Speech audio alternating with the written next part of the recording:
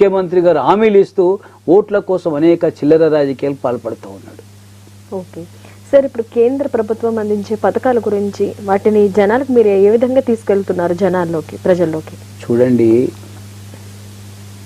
నిజంగా నరేంద్ర మోడీ గారి యొక్క ప్రభుత్వం ఎన్డీఏ 1, ఎన్డీఏ 2 వచ్చాక భారతదేశం 11వ స్థానంలో ఉండేది ప్రపంచంలో.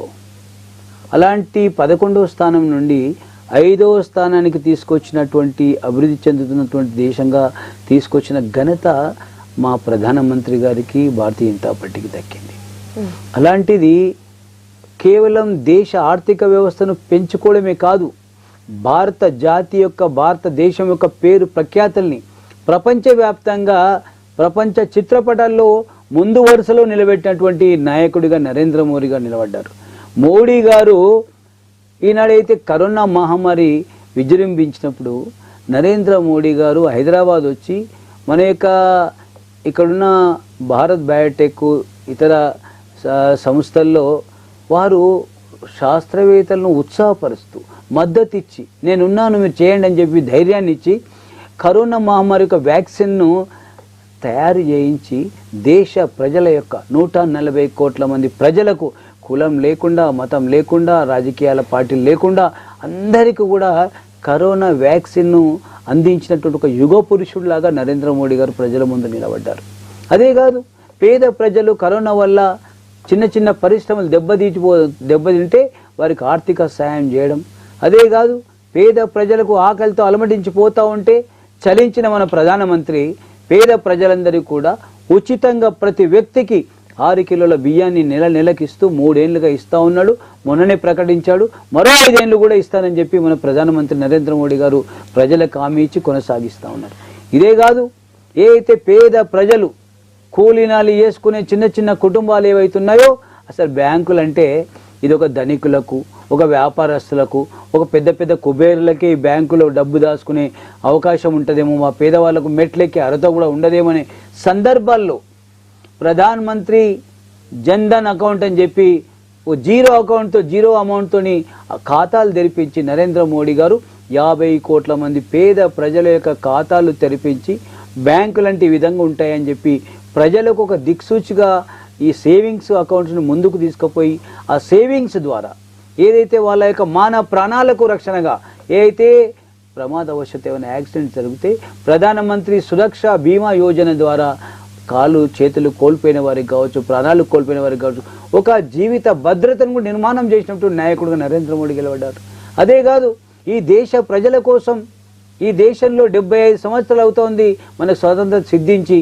ఇన్ని సంవత్సరాల్లో ఏదైతే మన ఆడపడుచులు మీరు చూశారు, ఈ దేశపు ఆడపడుచులంతా కూడా మహిళలకు శాసనసభలో, లోక్సభలో 33% రిజర్వేషన్లు కావాలని చెప్పి ఉద్యమాలు చేస్తూ ఉంటే, పోరాటాలు చేస్తూ ఉంటే, ఆ ఆడపడుచులకి, దేశ ఆడపడుచులకి ఈనాడు 33% చట్టసభల్లో రిజర్వేషన్ తీసుకొచ్చినటువంటి ఒక యుగ పురుషుడు, ఘన నాయకుడు నరేంద్ర మోడీ గారు.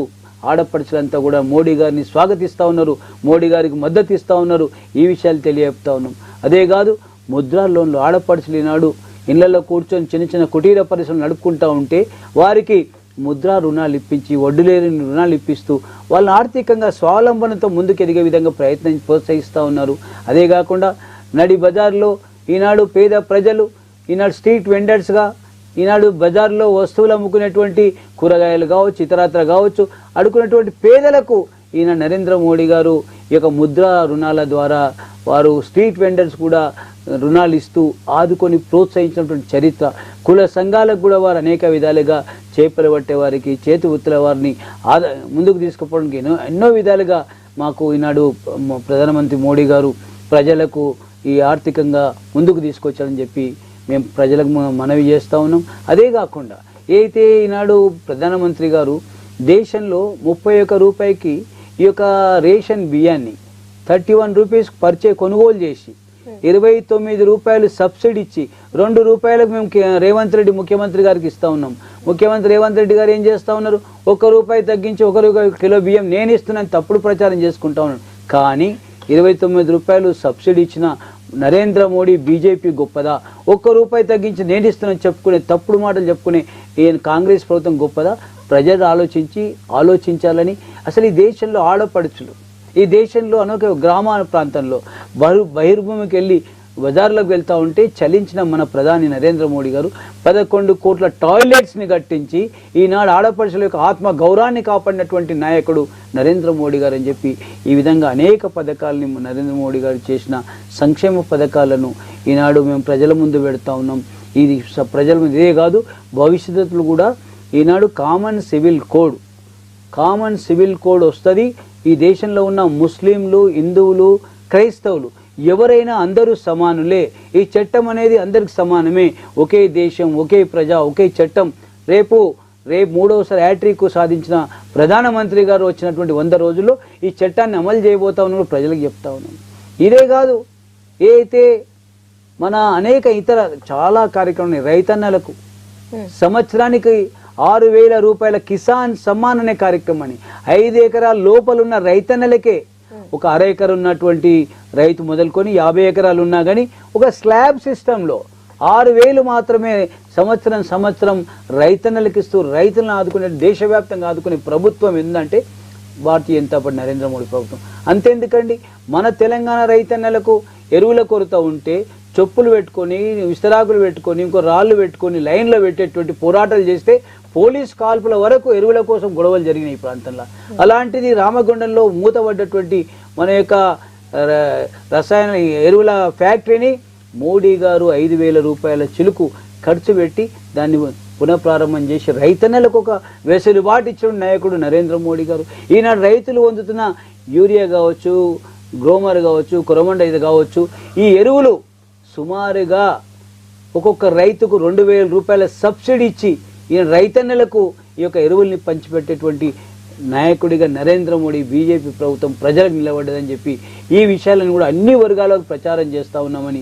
అదే కాకుండా బాబాసాహెబ్ అంబేద్కర్ ఏదైతే మన రాజ్యాంగాన్ని మనకి అందించినటువంటి ఒక దైవ సమానులు బాబాసాహెబ్ అంబేద్కర్ గారు, అలాంటి అంబేద్కర్ గారు అందించిన రాజ్యాంగాన్ని అవమానపరచకుండా మరింత గౌరవం తీసుకొస్తూ అలాంటి యొక్క మనకు ఈ యొక్క రాజ్యాంగాన్ని అందించిన బాబాసాహెబ్ అంబేద్కర్ గారు వారు పుట్టిన స్థలము, వారు పెరిగిన స్థలము, వారు చదువుకున్న ప్లేసు, వారు రాజకీయాలు నడిపిన క్షేత్రము, అదేవిధంగా వారు చివరికి అంతిమంగా వారి ప్రాణాలు కోల్పోయినాక వారి యొక్క ప్రాంతం అవుతుంది. ఈ 5 ప్రాంతాలను భారతీయ జనతా పార్టీ ప్రధాని నరేంద్ర మోడీ గారు పంచక్షేత్రాలుగా అనౌన్స్ చేసి 100 కోట్ల రూపాయలని శాంక్షన్ చేసి వారి యొక్క చిత్రపటాన్ని ఈనాడు పార్లమెంటు సెంట్రల్లో పెట్టారంటే దానికి మా యొక్క భారతీయ జనతా పార్టీ ప్రధానిగా నాడి మా యొక్క స్వర్గీయ అటల్ బిహారీ వాజ్పేయి గారి వల్లనే సెంట్రల్లో కూడా బాబాసాహెబ్ అంబేద్కర్ యొక్క చిత్రపటం పెట్టాం.